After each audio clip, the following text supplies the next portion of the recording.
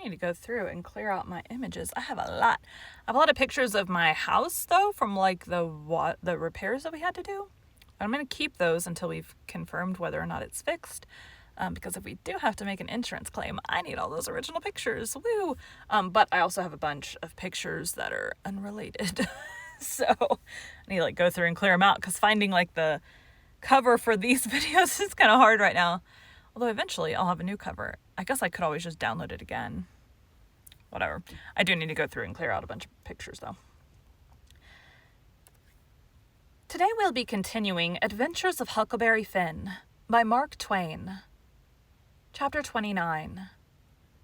There was fetching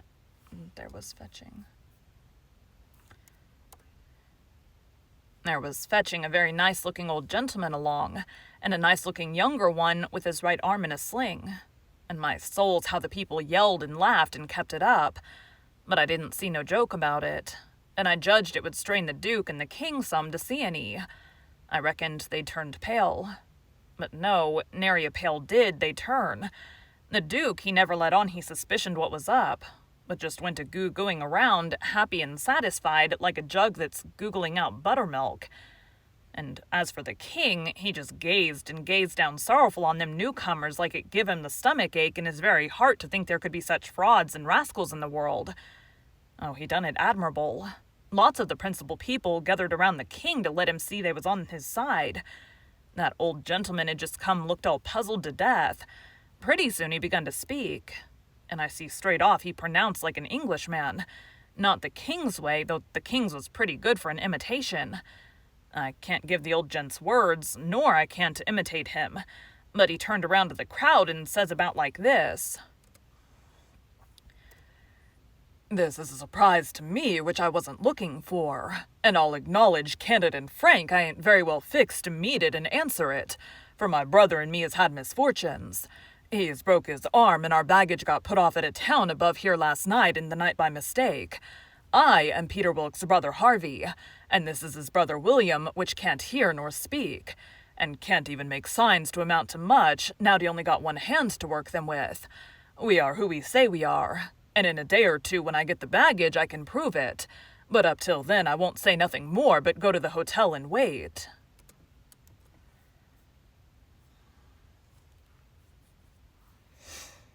I don't remember what his name is. We're gonna put his name down here.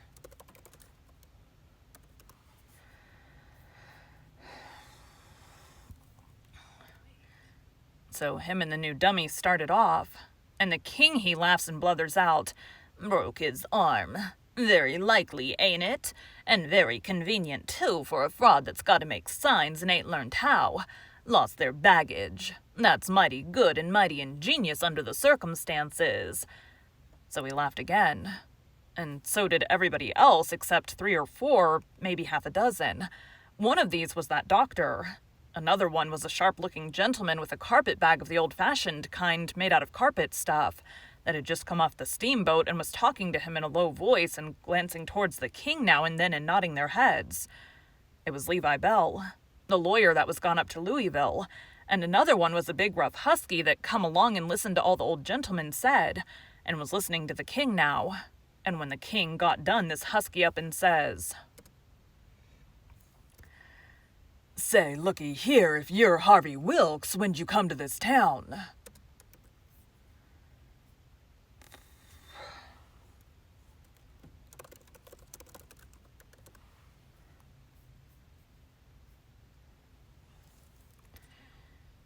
The day before the funeral, friend, says the King. But what time of day? In the evening, about an hour or 2 before sundown. How'd you come? I come down on the Susan Powell from Cincinnati. Well then, how'd you come to be at the Pint in the morning in a canoe? I weren't up at the Pint in the morning. It's a lie. Several of them jumped. Made a crackly sound. Several of them jumped for him and begged him not to talk that way to an old man and a preacher. Preacher be hanged, he's a fraud and a liar. He was up at the Pint that morning. I live up there, don't I? Well, I was up there and he was up there. I see him there. He come in a canoe along with Tim Collins and a boy. The doctor, he up and says, Do-do-do.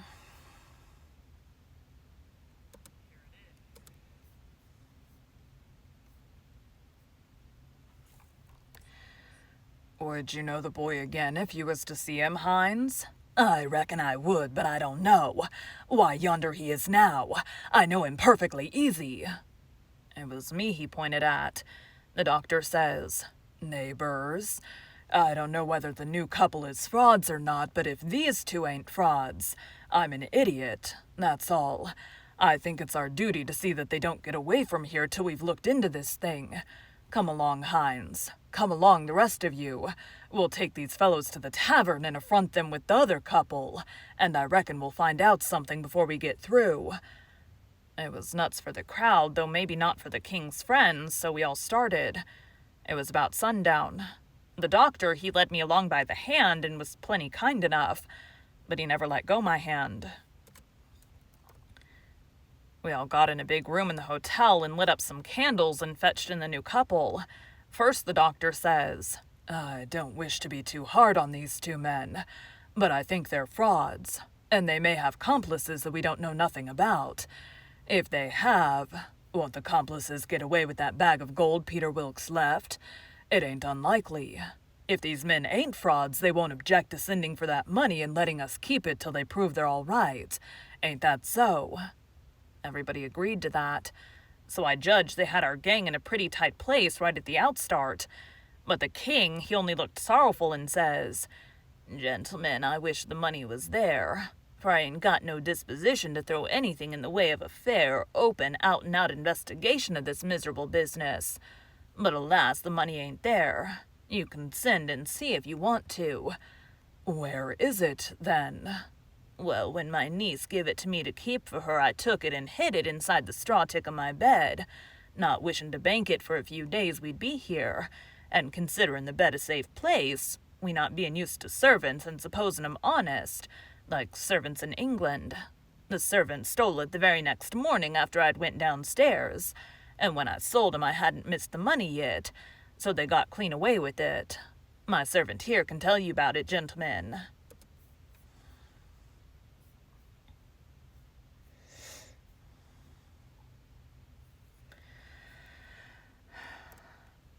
The doctor and several said, shucks, and I see nobody didn't altogether believe him. One man asked me if I see the servants steal it.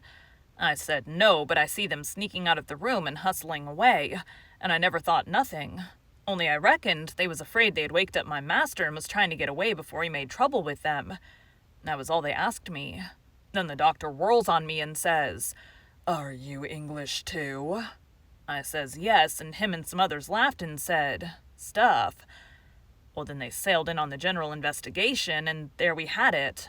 Up and down, hour in, hour out, and nobody never said a word about supper, nor even seemed to think, nor ever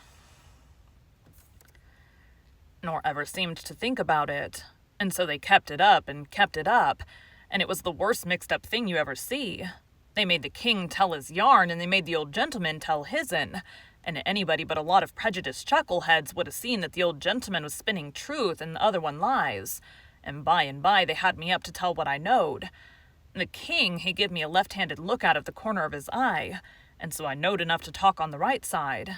I begun to tell about Sheffield and how he lived there, and all about the English Wilkses and so on, but I didn't get pretty fur till the doctor begun to laugh, and Levi Bell, the lawyer, says, But I didn't get pretty fur till the doctor begun to laugh, and Levi Bell, the lawyer, says, Set down, my boy. Lawyer.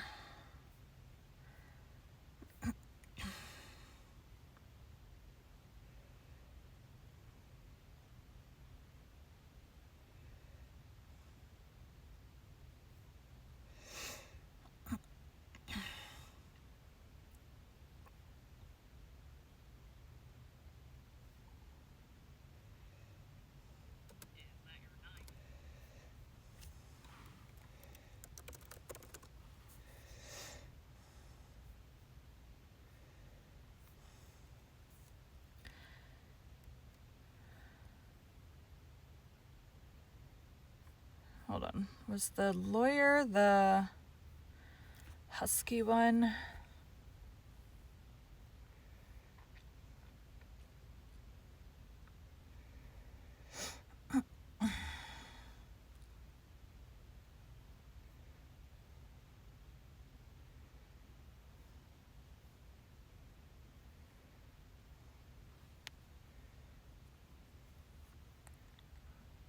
No, the husky one came with him.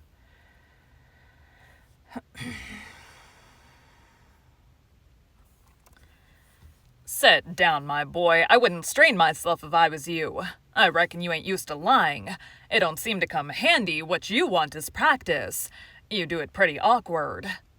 I didn't care nothing for the compliment, but I was glad to be let off anyway. The doctor, he started to say something and turns and says, "If you'd been in town at first, Levi Bell." The king broke in and reached out his hand and says, "Why, is this my poor dead brother's old friend that he's wrote so often about?" The lawyer and him shook hands, and the lawyer smiled and looked pleased, and they talked right along a while, and then got to one side and talked low, and at last the lawyer speaks up and says, "That'll fix it. I'll take the order and send it along with your brother's, and then they'll know it's all right." So they got some paper and a pen, and the king, he sat down and twisted his head to one side and chawed his tongue and scrawled off something, and then they give the pen to the duke, and then for the first time the duke looked sick, but he took the pen and wrote. So then the lawyer turns to the new old gentleman and says, "You and your brother please write a line or two and sign your names." And the old gentleman wrote, but nobody could read it. The lawyer looked powerful astonished and says, "Well, it beats me," and snaked a lot of old letters out of his pocket and examined them and then examined the old man's writing and then them again and then says, "These old letters is from Harvey Wilkes, and here's these two handwritings and anybody can see they didn't write them." The king and the duke looked... Damn it. The king and the duke looked sold and foolish. The king and the duke looked sold and foolish, I tell you. You see how the lawyer had took them in. And here's this old gentleman's handwriting, and anybody can tell easy enough he didn't write them. Fact is, the scratches he makes ain't properly writing at all. Now here's some letters from... The new old gentleman says, "If you please, let me explain. Nobody can read my hand but my brother there, so he copies for me. It's his hand you've got there, not mine." "Well," says the lawyer, "this is the state of things. I've got some of William's letters, too, so if you'll get him to write a line or so, we can come..." He can't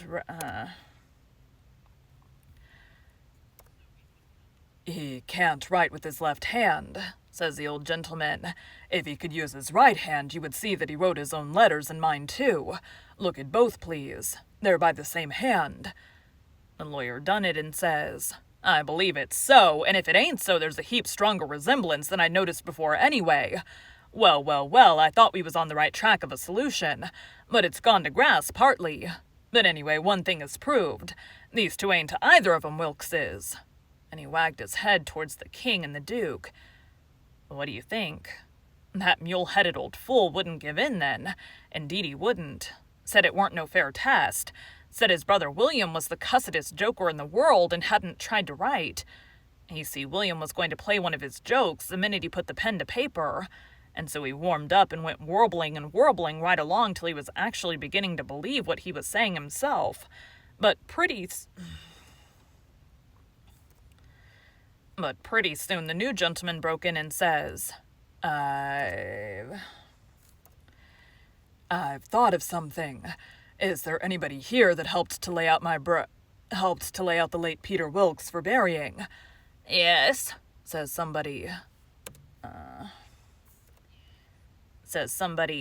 "Me and Ab Turner done it. We're both here." Then the old man turns toward the king and says, "Perhaps this gentleman can tell me what was tattooed on his breast." Blamed if the king didn't have to brace up mighty quick, or he'd have squashed down like a bluff bank that the river has cut under. It took him so sudden. And mind you, it was a thing that was calculated to make most anybody squash to get fetched such a solid one as that without any notice. Because how was he going to know what was tattooed on the man? He whitened a little. He couldn't help it, and it was mighty still in there, and everybody bending a little forwards and gazing at him. Says I to myself, now he'll throw up the sponge, there ain't no more use. Well, did he? A body can't hardly believe it, but he didn't. I reckon he thought he'd keep the thing up till he tired them people out, so they'd thin out, and him and the Duke could break loose and get away. Anyway, he sat there, and pretty soon he begun to smile and says, It's a very tough question, ain't it? Yes, sir, I can tell you what's tattooed on his breast. It's just a small, thin blue arrow. That's what it is, and if you don't look close, you can't see it. Now what do you say, hey? Well, I never see anything like that old blister for clean out-and-out cheek. The new old gentleman turns brisk towards Ab Turner and his pard, and his eyes lights up like he judged he's got the king this time, and says, There, you've heard what he said. Was there any such mark on Peter Wilkes's breast? Both of them spoke up and says, We didn't see no such mark. Good, said the old gentleman. Now what did you see on his breast was a small dim P and a B, which is an initial he dropped when he was young, and a W with dashes between them, so PBW, and he marked them that way on a piece of paper. Come, ain't that what you saw?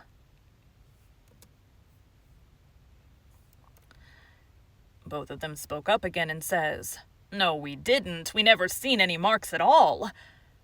Well, everybody was in a state of mind now, and they sings out, The whole billin' of M's fraud. Let's duck 'em, let's drown 'em, let's ride 'em on a rail, and everybody was whooping at once, and there was a rattling powwow. But the lawyer, he jumps out on the table and yells and says, Gentlemen, hear me just a word, just a single word, if you please. There's one way yet. Let's go and dig up the corpse and look. That took 'em. Hooray, they all shouted, and was starting right off, but the lawyer and the doctor sung out, Hold on. Collar all these 4 men and the boy and fetch them along too. We'll do it, they all shouted, and if we don't find them marks, we'll lynch the whole gang. I was scared now, I tell you, but there weren't no getting away, you know. They gripped us all and marched us right along straight for the graveyard, which was 1.5 miles down the river, and the whole town at our heels, for we made noise enough, and it was only 9 in the evening. As we went by our house, I wished I hadn't sent Mary Jane out of town, because now if I could tip her the wink, she'd light out and save me and blow on our deadbeats. Well, we swarmed along down the river road, just carrying on like wildcats, and to make it more scary, the sky was darking up, and the lightning beginning to wink and flitter, and the wind to shiver amongst the leaves. This was the most awful trouble and most dangersome I ever was in, and it was kinder stunned. I was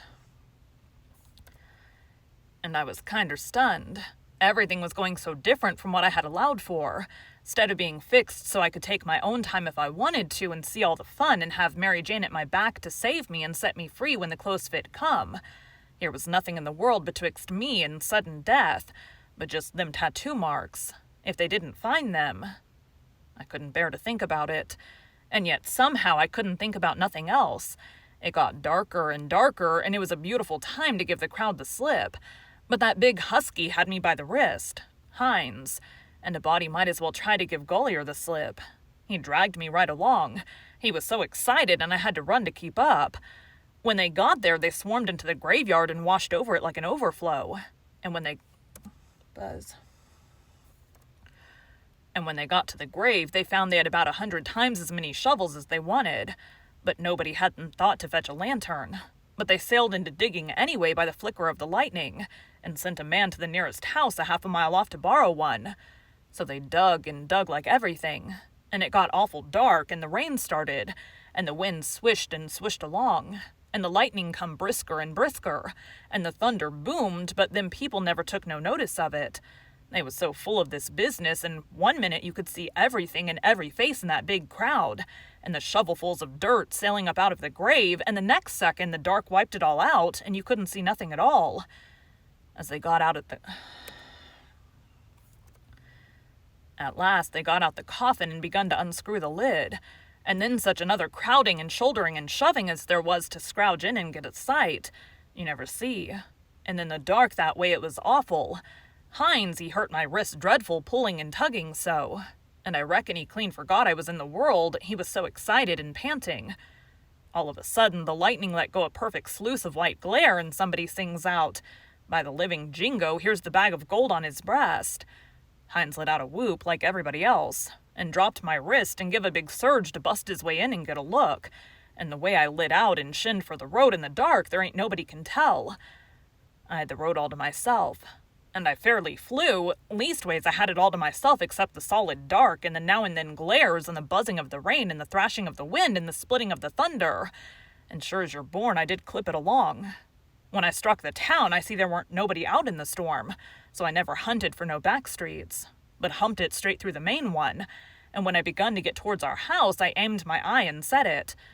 No light there. The house all dark, which made me feel sorry and disappointed. I didn't know why. But at last, just as I was sailing by, flash comes the light in Mary Jane's window, and my heart swelled up sudden like to bust, and the same second the house and all was behind me in the dark and wasn't ever going to be before me no more in this world. She was the best girl I ever see, and had the most sand. I'm doing better this morning.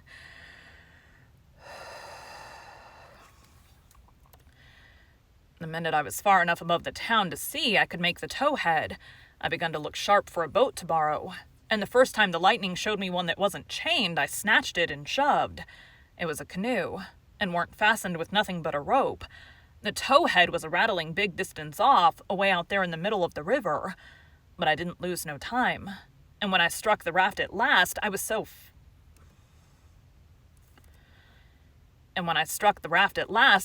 phased I would just laid down and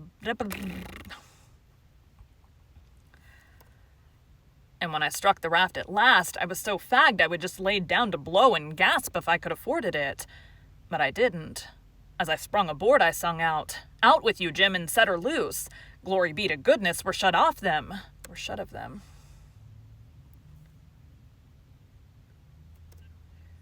Glory be to goodness, we're shut of them." Jim lit out and was a-coming for me with both arms spread, he was so full of joy. But when I glimpsed him in the lightning, my heart shot up in my mouth and I went overboard backwards. For I forgot he was old King Lear and a drowned Arab all in one, and it most scared the livers and lights out of me. But Jim fished me out and was going to hug me and bless me and so on. He was so glad I was back and we was shut of the king and the duke, but I says, "Not now. Have it for breakfast, cut loose and let her slide."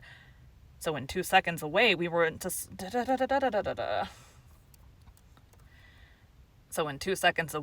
sliding down the river, and it did seem so good to be free again and all by ourselves on the big river, and nobody to bother us. I had to skip around a bit and jump up and crack my heels a few times. I couldn't help it. But about the third crack I noticed a sound that I knowed mighty well, and held my breath and listened and waited.